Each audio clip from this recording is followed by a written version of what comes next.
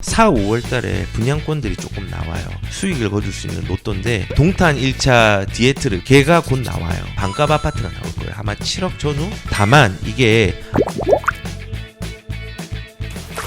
4월 이후에 이제 집중을 해야 되는 부분이 뭐냐면요. 4, 5월 달에 분양권들이 조금 나와요. 뭐 이제 동탄에도 나오고 지금 광주 오포 쪽에도 나오고 그다음에 의왕 쪽에도 나오고 뭐 이제 검단 신도시의 예미지 퍼스트 폴에도 나오는 거죠. 근데 저는 청약에 대해서 늘 얘기를 했지만 청약은 저는 안 했으면 좋겠어요.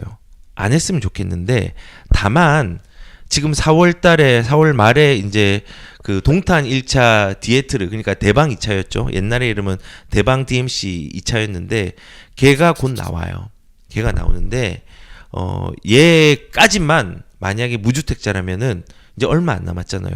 해보시고 그 이후에는 깔끔하게 접으세요. 그런데 제가 예전부터 얘기를 한 게 뭐 이제 이번 주에 도래한 좋은 분양권이 있어요. 그러면은 거기에는 가라고 하지만 그 이후에도 계속 도전을 한다면은 늘 반대를 했어요. 왜냐하면 분양권은 확률이니까 그 확률에 인생을 의지하다 보면요 희망 고문으로 내 삶이 무너지는 사람도 있어요. 왜냐하면 나는 이걸 기다렸는데 이게 지금 과열된 청약 시장이기 때문에 될 가능성이 너무 없어요. 희박해요. 그래서 수혜자는 소수지만은 피해자가 다수가 되는 게 지금 현 시장의 청약 시장이에요. 하지만 그럼에도 불구하고 만약에 이제 4월 말에 나오는 동탄 1차 디에트르 주상복합이긴 해요. 하지만 여기는 가격들이 많이 오를 수 있는 여지가 충분히 있다고 생각을 해요. 위치가 되게 좋아요. 여기에요. 동탄역이 바로 옆에 있죠. 동탄역이. 우선 입지에 대해서 말해 보면요. 대규모 신도시의 대규모 택지 개발이라서 분양가 상한제가 적용이 되어서 주상복합이 아파트랑 구성이 돼요. 여기 위치 너무 좋죠.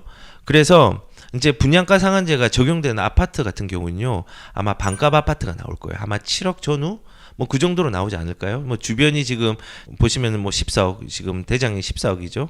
14억 15억 가까이 되었으니까 아마 7억 전후로 뭐 많이 나오면 8억 정도로 나올 수 있을 것 같다는 생각이 들어요. 자 그러면은 수익을 거둘 수 있는 로또인데 여기가 가격이 약진할 수 있는 이유는 첫 번째는 SRT가 있고요. GTX A 노선이 있어요. SRT 같은 경우 수서역까지 금방 가죠. 그 다음에 GTX A 노선 같은 경우는 동탄하고 삼성이 성개통돼요. GTX A 노선은. 그리고 2단계로 되는 게 그 뒤에 거예요. 그렇기 때문에 지금 뭐 문화재니 뭐니 해가지고 계획이 좀 지연이 되고 있지만은 일단은 개통이 빨리 되는 구간이 동탄하고 삼성역 구간이에요. 그리고 인동선이 있어요. 인동선. 그리고 동탄에 이제 도시철도. 그리고 더 중요한 거는 여기가 경부고속도로잖아요. 여기 어떻게 가? 나 이거 지금 이게 단절돼 있는데 라고 얘기할 수 있지만요. 여기 경부고속도로를 이제 지하화시키고 거기에다 공원화를 시키는 어떤 지금 호재가 있어요. 공사를 하고 있거든요. 이런 식으로 가시화를 시킬 수 있죠. 이게 분당의 이제 조감도인데요. 이런 식으로 되는 거예요. 이런 식으로. 그러니까는 동탄 제1과 동탄 제2가 단절이 되는 부분들이 많이 없어지겠죠. 더 좋아지는 거죠. 그래서 결국은 여기는 강남으로 가기가 되게 편한 시장, 동네. 그리고 인동선 등 포함해서 여기 4개가 들어오는 시장. 그런데 여기에서 이제 분양을 하는 거는 아파트는 거의 반값으로 나올 수 있는 부분. 이렇게 이제 형성이 되는 거예요. 그래서 지금 현재 필요한 사람들은 진입을 하는 게 좋을 것 같아요. 그래서 160세대가 거의 뭐 중대형으로 102 타입으로 추천제 물량으로 나오거든요. 그래서 무주택을 75%, 그 다음에 뭐 기존 주택 처분 조건으로 한 25% 정도가 나오는데 우선은 이런 아파트에 접근을 하는 건 나쁘지 않겠다. 다만 이게 아까 말한 것처럼 아파텔이 있어요. 아파텔. 그러니까 주거용 오피스텔이죠. 단순하게 나오는 게 아니라 진짜 뭐 평형대가 넓은 평형대가 주거 공간으로 나와요. 그래서 이 아파트는 되게 장점이 있어요. 일단 가점이 필요 없고 청약이 필요 없어요. 실거주 요건 필요 없어요. 왜냐? 이건 아파트가 아니니까. 주택이 아니라 건축법상의 적용을 받으니까 주택으로 포함을 안 시켜요. 그래서 분양받자마자 전세까지 놓을 수 있어요. 그리고 대출은 아파트는 40%인데 얘는 70%까지 받을 수 있어요. 다만 이제 취득세가 이제 1.1%, 2.1% 이렇게 가는 게 아니라 4%대에 시작하고 이제 100실이 넘는 어떤 오피스텔로 포함이 되기 때문에 전매 제한이 등기시까지는 제한이 있는데 중요한 거는 이게 분양가 상한제에 적용이 안 되기 때문에 오히려 아파텔이 아파트보다 가격이 비싸게 나올 수 있어요.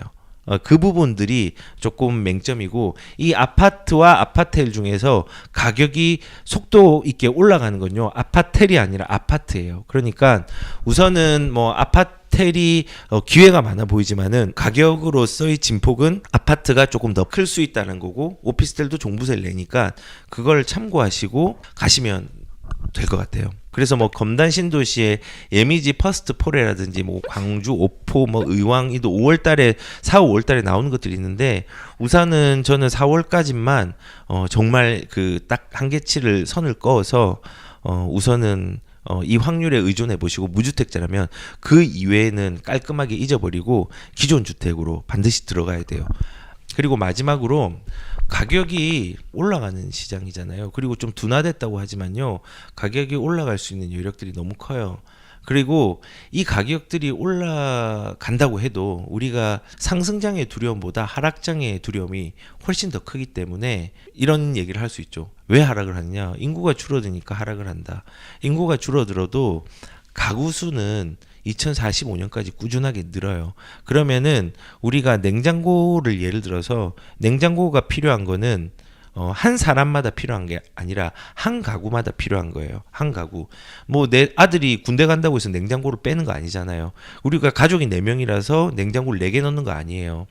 한 가구당 냉장고 한 개 필요한 것처럼 한 가구는 1인 가구가 될 수 있고 2인 가구가 될 수 있고 3인 가구가 될 수 있어요. 그 가구가 1인 가구로 줄어들면서 인구수는 줄어들어도 가구 수는 계속 늘어나요. 그러면은 우리가 여기서 하락하는 게 아니라 주택의 플로터 타입이 바뀌는 거예요. 대형은 이제 돈을 가진 자나 좋은 입지에서는 대형 평수의 선호가 있을 것이고 그리고 일반적으로는 주택에 대한 어떤 플로터 타입이 조금은 소형 평수로도 나중에 인기가 있을 수 있는 구조로 갈 수 있는 거죠. 그래 하락이 아니라 가구가 늘어나기 때문에 주택 수도 여전히 필요하고 그리고 인구가 줄어든다고 하더라도 양극화가 늘어나는 거예요. 양극화. 인기 있는 데는 계속 인기 있어요. 서울이 계속 인기가 있어요. 그 인기 있는 곳으로 몰리는 거지 인구가 줄어들어서 피해를 본 데는 지방이 되겠죠. 그래서 지금 시장이 지방도 오르고 수도권도 오르고 서울도 오르고 모든 곳이 다 오른다고 하지만은 결국은 이 가격의 격차는 선호도가 있는 대로 몰려가지고 가격의 격차는 더 벌어질 거예요. 지금 시장에서. 그래서 하락한다라는 생각들 그런 두려움들에 집중을 하지 말고요. 상승에 대한 부분들 이 있다라는 거 그리고 하락한다고 하는 부분에 너무 무서움을 가지고 부동산에 접근을 하는 게 불편함이 없었으면 좋겠다는 생각이 들어요. 그리고 두 번째는 이제 거품이 되게 많다라고 했는데 전 거품이 없는 시장이 없었다고 생각을 해요. 지금처럼 유동성 시장이 되게 풍부하고 공급 부족의 부작용이 일어나는 시장에서는 인플레이션이 일어나는 게 저는 당연하다고 생각을 해요. 그리고 이 부동산의 가격이 높다고 하더라도 지금 현재 가격의 시그널이 멈출 시그널이 부족하다고 제가 많은 영상에서 수없이 얘기를 드렸어요. 예, 그래서 일단은 뭐 이제 하락한다는 생각에 거품이라는 부분들 이 부분들도 그냥 집중하지 않았으면 좋겠어요. 그리고 이제 하락론자들은 기우제를 드려요. 떨어져라. 나는 집은 못 산다. 그리고 하락론자들의 컨텐츠가 지금 현재는 인기가 더 많을 수 있어요. 근데 하락에 대한 기대는요, 현실에 반응하고 거리가 먼 경우가 많아요. 지금까지도 참 많이 달랐어요. 예를 들어서 이런 거죠. 우리가 현실적으로 불과 몇 년 전 시장하고 지금 시장하고 비교를 해보면 될 것 같아요. 과거의 매매가가 지금 전세가가 됐다는 거죠. 예를 들어서 뭐 과천 한번 볼까요? 과천 같은 경우에 이 레미안 슈루 기존 아파트가 있잖아요. 2017년도 보시면은 매매가가 8억이었어요. 근데 지금 보시면은 과천 레미안 슈루의 전세가가 지금 현재 8억이에요. 그러니까는 과거의 매매가가 지금 현재의 전세가가 됐어요. 이것만 봐도 가격들이 단기적으로도 물론 상승장이니까는 올랐고요. 이 현상이 계속 반복되면서 일어날 수 있는 부분들이 아직까지 있어요. 그래서 우리가 하락에 대한 부분들을 집중을 하면요, 가격이 올랐을 때 집을 살까 말까 고민하고 하락을 할 때 집을 던질까 말까 고민을 하는데 그런 부분들에 너무 집중을 안 하셨으면 좋겠어요. 지금 집을 가지고 계시다면은 길게 가지고 가시고요.